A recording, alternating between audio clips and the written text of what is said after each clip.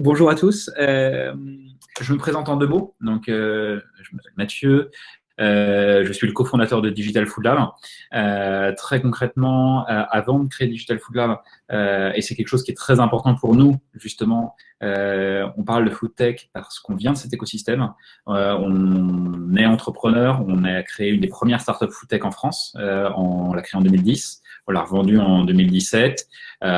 Aussi une des rares startups food tech françaises qui ont été revendues.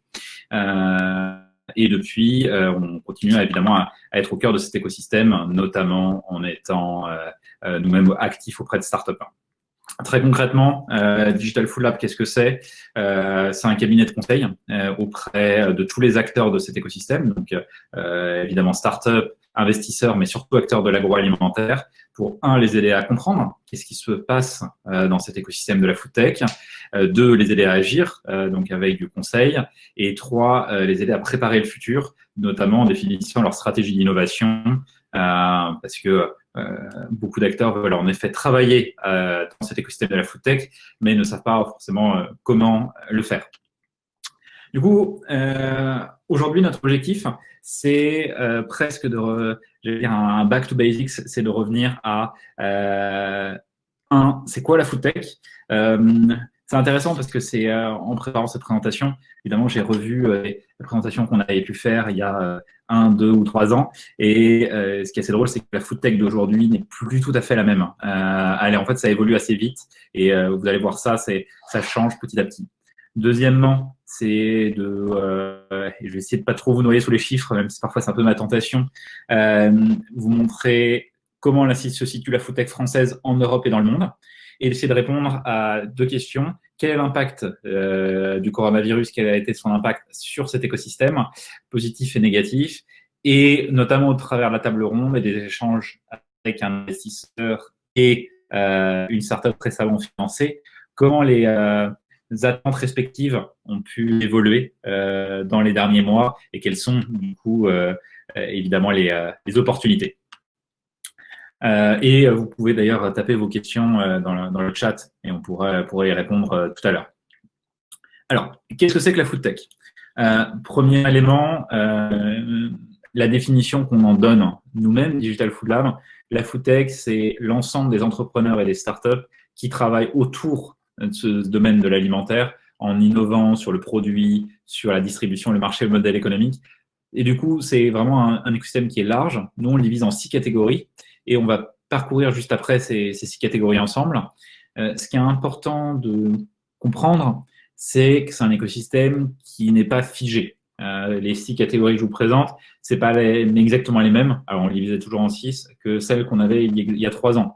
Nous, on divise même ces catégories en sous-catégories. Certaines apparaissent, certaines disparaissent. Il y a 4 ou 5 ans, personne ne parlait de Cloud Kitchen, Ghost Kitchen, etc. Et aujourd'hui, c'est des investissements cumulés qui ont dû dépasser le milliard dans les 2 dernières années. On parlait beaucoup il y a 3 ou 5 ans, box. Maintenant, les box, c'est plus vraiment à la mode. Donc, c'est vraiment ça qui est intéressant, c'est qu'on ne s'ennuie pas, mais aussi qu'il faut réussir à suivre ce qui se passe. C'est aussi un écosystème qui est large. C'est entre 10 et 15 000 startups à l'échelle mondiale. Et quand nous, on dit startups, c'est projets qui ont démarré. Donc, c'est 10 000 startups financées. C'est pas 10 000 personnes dans un garage qui ont une idée.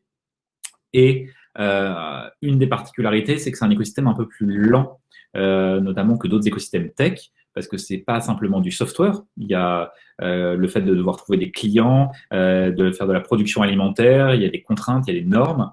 Et ça, c'est à la fois du point de vue de l'entrepreneur, parfois une difficulté, et du point de vue de l'industriel, une opportunité, très peu saisie d'ailleurs, de regarder ce qui se passe et de pouvoir anticiper les tendances. Du coup, comme promis, ce qu'on va faire, c'est essayer de parcourir ces 6 catégories de la food tech dans cette première partie et de voir où elles en sont et comment est-ce qu'elles évoluent. Première catégorie, AgTech, assez évident. Toutes les startups travaillent autour du domaine agricole. Ce que l'on va voir sur ce sujet-là, c'est à la fois des startups qui travaillent sur des fermes existantes, donc de la pour les améliorer, les rendre plus productives, et aussi des startups qui essaient d'inventer la ferme du futur ou les produits de demain. Vous avez 3 exemples en bas, et si vous voulez me le demander, je vous donnerai le nom des startups. À gauche, une startup américaine, Plenty, qui est sur de l'urban farming, mais vraiment à une échelle industrielle et productive. Au milieu, une startup française, Naio Technologies, hein, qui est sur des robots dans la ferme. Et à droite, Solar Foods, qui fait de la production de protéines. Et là, on est vraiment sur quelque chose un produit du futur. Il transforme le carbone, le dioxyde de carbone qui est dans l'air, en protéines en utilisant de l'électricité et de l'eau. Deuxième catégorie, les startups qui font de la transformation de produits, donc food science. Donc là, évidemment, il y a des sujets extrêmement connus comme les startups comme Beyond Meat, Impossible Foods, on entend beaucoup parler. À gauche, vous avez un exemple dont on connaît la copie en France, Feed, mais qui en fait vient des États-Unis. Et c'est assez intéressant parce qu'en fait, on peut voir des parcours. Autant Soylent a été créé entre 2010 et 2012. 4 ans après, on a vu la copie au Royaume-Uni, puis 1 an après en France, puis depuis 1 an en Allemagne. Donc, on voit des parcours d'innovation et assez souvent des entrepreneurs européens qui s'inspirent de produits qui ont déjà bien marché aux États-Unis. Et à droite, et d'ailleurs ça répond à un des sujets dont parlait Véronique sur le packaging, une startup qui je pense est une des plus intéressantes en ce moment au niveau mondial, qui est une startup américaine qui s'appelle Apple et qui, comme on le voit sur la photo, travaille notamment sur l'avocat. Ils font un spray biodégradable que vous mettez sur ces quelques fruits et légumes sur lesquels ils travaillent et qui vont augmenter par 2 leur durée de vie en rayon, donc en diminuant l'oxydation. Donc vraiment à la fois appliquer la science à des problématiques très concrètes de gaspillage alimentaire et de packaging. Troisième catégorie, tout ce qui est autour de la livraison. Donc, on a évidemment un sujet dont on voit beaucoup d'exemples, hein, tout ce qui est livraison de plats de restaurant. Ce qui est intéressant de voir aujourd'hui, c'est que c'est un peu la fin d'une première vague de start-up. Donc, ces start-up commencent à arrêter de lever des fonds et on voit une nouvelle catégorie de start-up de livraison de plats pas justement pas de plats de restaurant, mais de livraison de courses, avec peut-être 2 à 3 segments différents. C'est l'exemple du milieu Instacart, qui est un des exemples d'intermédiation où c'est un peu comme Uber, vous allez avoir quelqu'un qui va aller faire les courses pour vous, donc un indépendant. Ça pose pas mal de questions sur le sujet, sur la thématique de l'emploi et le modèle économique. Mais ça fonctionne extrêmement bien. On est sur des volumes d'affaires extrêmement conséquents aux États-Unis. Il y a une copie en Italie, en Pologne, il y en a une au Royaume-Uni, il y en a une en Suède. C'est des choses qui commencent à se développer en Europe. Et vous avez aussi les exemples d'acteurs qui sont en train de réinventer la distribution. À droite, vous avez l'exemple le plus développé en Europe, hein, Picnic, où une startup qui a levé 350 millions d'euros, donc là on parle de somme conséquente, est en train de réinventer de A à Z la distribution. Donc, ils reconstruisent des entrepôts, ils refont tout le circuit de distribution et en fait, il se passe de toutes les problématiques, entre guillemets, de legacy des distributeurs traditionnels pour avoir une offre plus compétitive, plus rapide et plus appétante pour le consommateur. Quatrième catégorie, et on reviendra dessus tout à l'heure, elle est en train de celle qui souffre le plus évidemment en ce moment avec les conséquences du coronavirus, c'est tout ce qui est autour de la restauration. Donc, on a vraiment beaucoup de startups qui travaillent autour de la digitalisation de la restauration. Donc, à gauche, vous avez une très très belle startup allemande qui s'appelle Choco, qui, pour faire simple, disrupte les grossistes et permet aux restaurateurs de directement passer leurs commandes auprès de fournisseurs ou de petits grossistes sans avoir les interfaces parfois assez lourdes et assez antiques de la plupart des grossistes. Au milieu, une startup française, Paddy, qui robotise des restaurants, notamment des pizzerias. Et à droite, toutes ces thématique autour du paiement, où je pense que vous l'avez déjà tous vu, ces caisses iPad qu'on voit de plus en plus dans les restaurants sont, dans la plupart des cas, fournies par des nouveaux acteurs startup. Avant-dernière catégorie, évidemment, peut-être celle dont je me sens le plus proche, qui m'intéresse parfois même le plus, mais qui malheureusement est loin d'être productive aujourd'hui, c'est tout ce qui est autour du coaching, de la personnalisation. C'est un sujet sur lequel notre startup dont je vous parlais tout au début, qu'on a développé pendant 7 ans, travaillait. Mais ce qu'on voit aujourd'hui, c'est que la promesse d'accompagner le consommateur de la personnalisation, que ce soit sur des assistants shopping, sur des tests génétiques, sur de la personnalisation alimentaire, aujourd'hui, on est encore très loin de la réalité et ça fonctionne assez peu. Et surtout, il y a peu de modèles économiques. Dernière partie, qui est la plus petite dans la food tech, qui est tout ce qui est autour du retail. Donc, notamment transparence, futur de la logistique, avec une faute assez sympathique, où on voit mes traductions de l'anglais au français qui ne sont pas toujours réussies. Là, ce qu'on voit, c'est beaucoup d'acteurs qui sont sur l'usage de la donnée, notamment des acteurs français ou européens qui sont très intéressants. Donc, ça va être soit permettre de connecter des fournisseurs aux distributeurs, ou alors d'assurer de la transparence entre distributeurs-fournisseurs et clients final. On a eu beaucoup de startups qui évidemment étaient dans la thématique de la blockchain, mais aujourd'hui, ça semble être un peu passé de mode et on voit, en tout cas, la blockchain n'est plus un argument immédiat. Un domaine qui est peu exploré ici, notamment dans l'application FoodTech, qui est tout ce qui est autour de la logistique. Peu de startups en Europe et encore moins en France, mais c'est vraiment quelque chose, à mon avis, qui nécessite plus d'investissement et plus d'intérêt de la part des entrepreneurs. Donc, en résumé de cette première partie sur ce qui est vraiment important, je pense, à retenir, c'est qu'on a des startups, AgTech, FoodTech, RetailTech, nous on met tout ça sous le mot FoodTech, qui agissent sur toute la chaîne de valeur agroalimentaire et pas simplement sur le fait de fournir des produits un peu innovants ou rebrandés. C'est vraiment, on a vraiment des startups qui agissent sur tous les points qui sont en train de disrupter toute la chaîne de valeur. J'étais, pour vous donner un exemple, vendredi dernier au téléphone avec une startup qui est en Écosse, qui est en train de réinventer un outil B2B pour faire une marketplace entre les bateaux qui vont faire de la pêche et des grossistes et potentiellement à terme directement avec les restaurants. Donc, essayer de digitaliser encore une filière où il y a beaucoup d'intermédiaires. On voit vraiment des acteurs qui se positionnent sur tous les éléments. Ce qu'il faut prendre en compte, et je pense que beaucoup de personnes l'ont vu pendant la crise du coronavirus, c'est que c'est pas c'est pas du jour au lendemain qu'il y a un pivot entre les startups qui du jour au lendemain deviennent leaders et remplacent les géants, mais c'est plutôt une évolution et on la voit depuis 6 mois, 1 an, des startups qui sont en train de se positionner sur tous les éléments des chaînes de valeur et à un moment, il y aura un basculement qui ira beaucoup plus vite, peut-être qu'on ne peut l'imaginer. Et un point qui me tient à cœur, c'est prendre en compte que ces tendances et ces basculements ne viennent pas de nulle part. Ils peuvent être détectés en amont.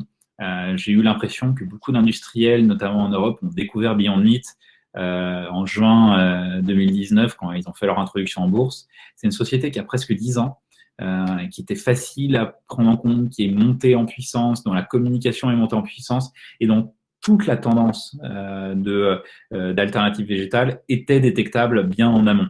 Et c'est vraiment quelque chose qui me tient à cœur, c'est que les acteurs agroalimentaires, même les PME, ont les moyens de se préparer face à ces futurs et aux menaces qu'ils représentent pour elles.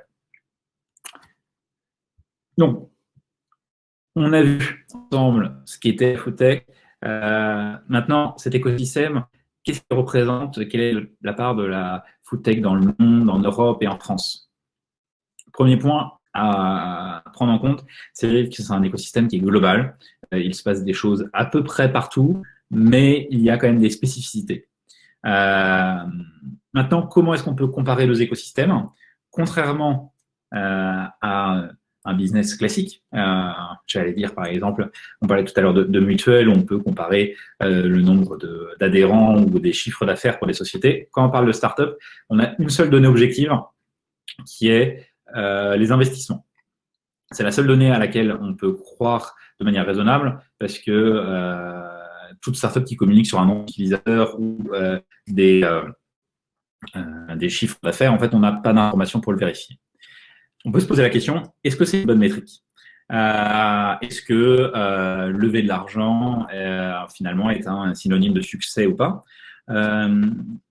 En tout cas, j'ai plutôt tendance à penser que oui, même si c'est peut-être plutôt dans l'autre sens et que on ne sait pas dans quel sens on va dire va l'induction. Mais ce qu'on voit par exemple en France sur ce graphique, c'est entre les startups qui n'ont pas du tout levé dans leur histoire et des startups qui ont levé 100, 500 ou 1 million d'euros, on voit qu'au bout de 2 ans d'activité, on a quand même une énorme différence. Une startup qui au bout de 2 ans n'a toujours pas levé le moindre euro, on en a quasiment 40%, on parle d'entreprises constituées, etc., qui ont fait faillite, qui sont fermées. Dès qu'on a levé plus de 100 000 euros d'argent privé, donc, je ne parle pas d'argent BPI ou de dette quelconque, on diminue très fortement ce taux d'échec. Donc, en tout cas, c'est une information qui est utile et pertinente à regarder. Deuxièmement, donc, la foodtech dans le monde, c'est quoi?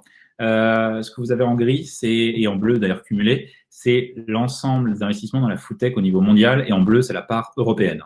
Donc, ce qu'on voit très clairement, c'est une accélération extrêmement forte, des montants qui sont devenus conséquents, 16 milliards l'année dernière, plus de 2 milliards en Europe, c'est vraiment en train de devenir quelque chose de très important, et surtout, ça représente une part non négligeable de l'ensemble des investissements de R&D, de développement de l'industrie agroalimentaire au niveau mondial. Par contre, comment se répartit cet argent? Ce qu'on voit, sans surprise, c'est qu'on a une zone leader qui est aux États-Unis. 47% des investissements l'année dernière se sont faits aux États-Unis. Et derrière, on a 3 zones complémentaires, la Chine, l'Inde et l'Europe. L'Inde, on va dire 2019, c'était une mauvaise année. En 2018, on est à entre 10 et 15%. Donc, c'est vraiment là où, il y a où se passent les choses et peut-être des petits écosystèmes intéressants, Canada, Australie et Israël, qui peuvent être pertinents aussi à regarder. Mais chaque écosystème est un peu différent et peut avoir ses spécificités. Ensuite, parce que contrairement notamment ou à l'Inde, prendre l'Europe comme un tout, c'est un peu difficile. Si on compare les pays entre eux en Europe, ce qu'on voit, c'est qu'on n'a pas du tout une répartition qui est proportionnelle au PIB ou à la population. On a vraiment des leaders. On a 4 hubs en Europe qui sont la France, le Royaume-Uni, l'Allemagne et la Scandinavie dans son ensemble. On a 2 pays qui ont, on va dire, une grosse start-up, l'Espagne avec Glovo, qui est très connu, et les Pays-Bas avec Picnic, dont je vous ai parlé tout à l'heure, et 2 pays qui ont un bel écosystème par rapport à leur taille, qui sont la Suisse et la Belgique. Mais une fois qu'on a vu l'ensemble de ces hubs, et notamment les 4 premiers, on a fait le tour de l'Europe, et c'est vrai qu'il se passe très peu de choses proportionnellement en Italie ou en Europe de l'Est. Du coup, quelle est la part de la France là-dedans? Ce que vous avez sur le graphique, c'est les investissements cumulés dans la foodtech française et séparés en bleu, c'est la partie des investissements supérieurs à 20 millions d'euros. Ce qui est très intéressant, c'est de voir que jusqu'en 2016, la foodtech française avait un gros problème, c'est qu'on n'arrivait pas à avoir des gros deals, c'est-à-dire des startups qui décollent vraiment. Et ce qu'on voit, c'est depuis 2018-2019 notamment, enfin des très gros investissements et des startups qui sont en train de décoller. Et ça continue cette année avec aussi des deals conséquents qui sont en train de se faire. Donc, on a vraiment un écosystème qui est en train de se constituer avec à la fois des petites startups et des nouveaux potentiels leaders qui sont derrière et qui seront là pour assurer le futur de l'écosystème. Par contre, si on compare la France à l'Europe, ça je pense que c'est assez intéressant, notamment pour des entrepreneurs, ce que vous avez dans ces deux cercles, à l'intérieur, au milieu, ce sont les nombres de deals, donc le nombre d'investissements, un investissement de 5 000 euros équivalent à un équivalent de 5 millions, et à l'extérieur, les roues extérieures, c'est les euros en millions d'euros en euros cumulés.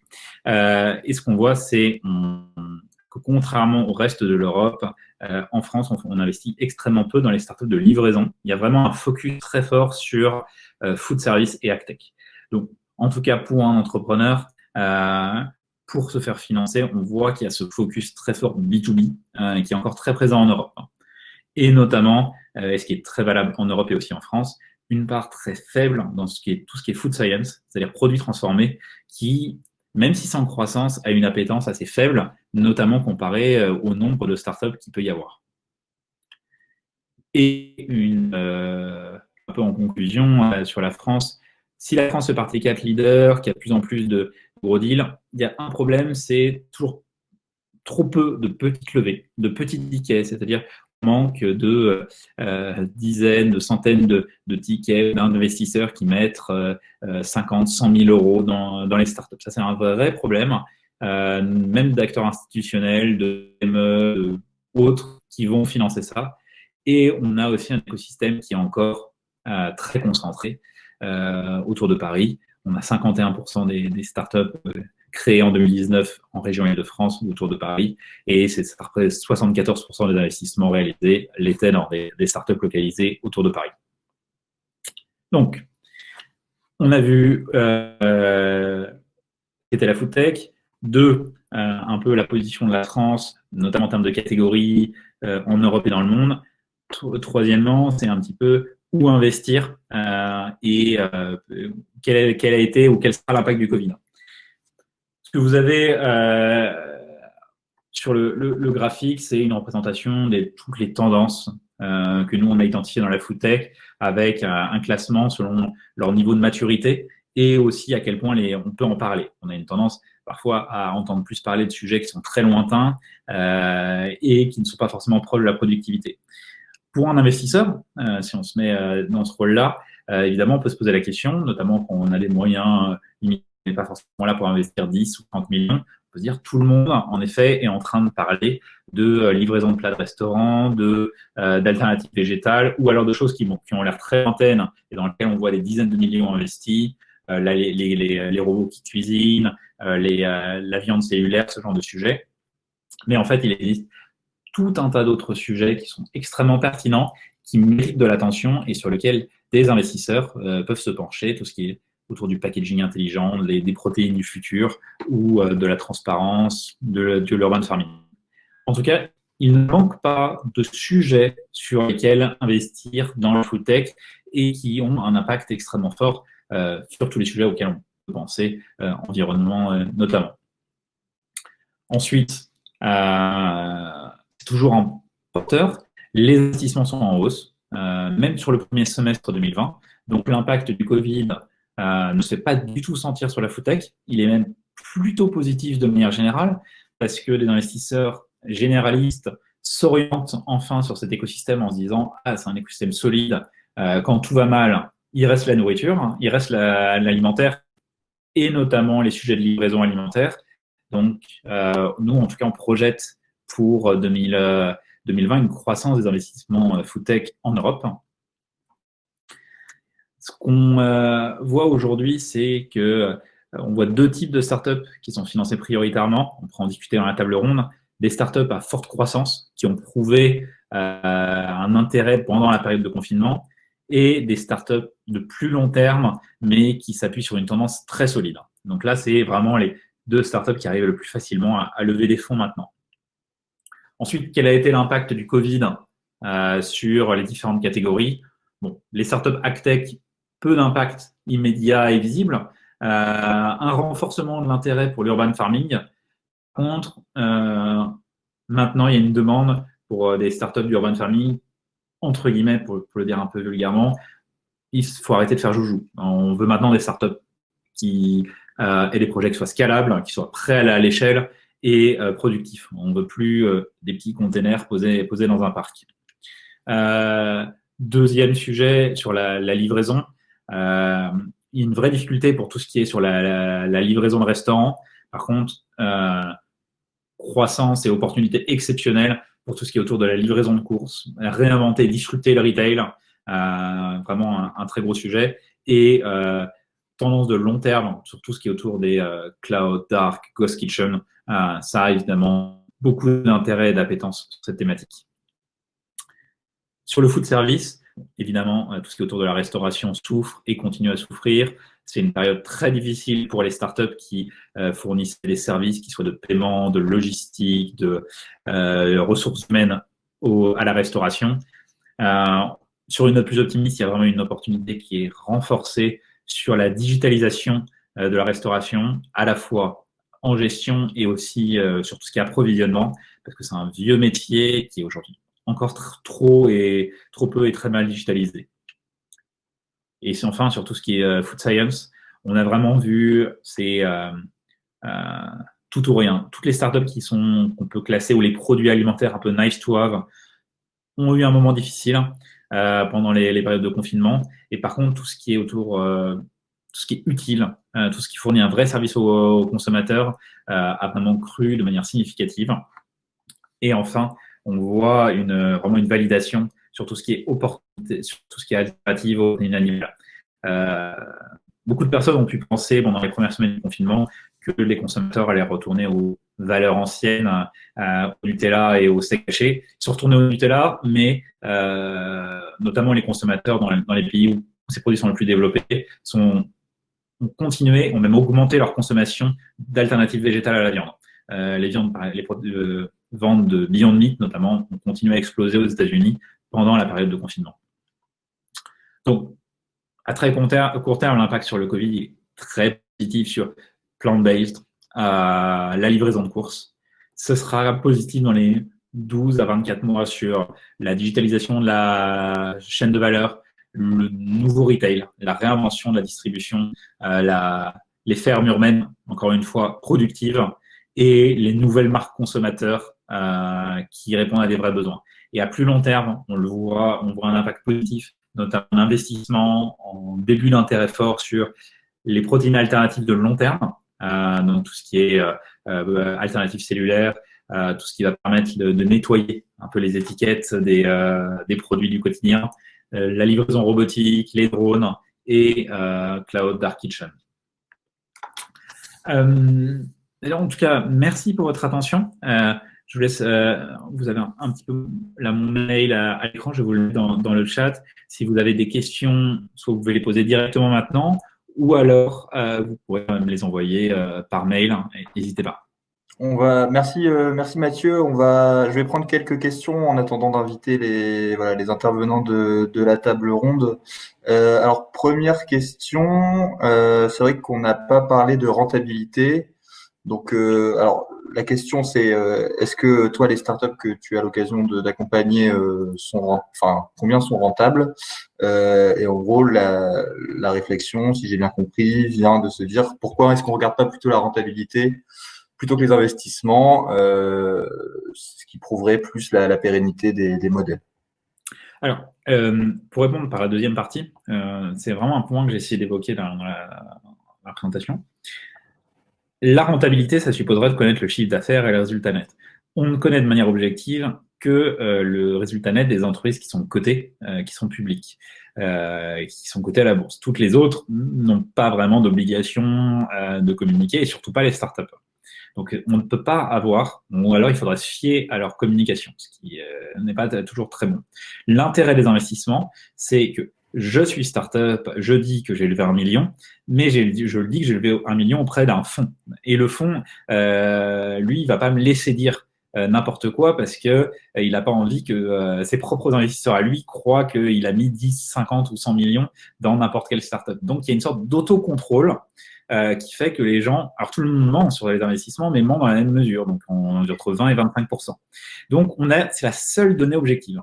Ensuite, on se dit, rationnellement, quand on voit 50, 100 investissements différents dans 50 ou 100 startups qui font la même chose, ça veut dire qu'il y a quelque chose est en train de se passer. Donc ça, c'est une détection de tendance. Et ensuite, là-dessus, il faut ajouter un peu de travail, connaître quelques startups et regarder les chiffres. Donc pourquoi est-ce qu'on regarde les investissements? C'est ça. Parce que c'est la seule donnée et que c'est la seule sur laquelle on puisse bâtir quelque chose. Premier point. Deuxième point, est-ce qu'on travaille des startups rentables? Non. Toutes les startups avec qui nous on travaille ne sont pas rentables.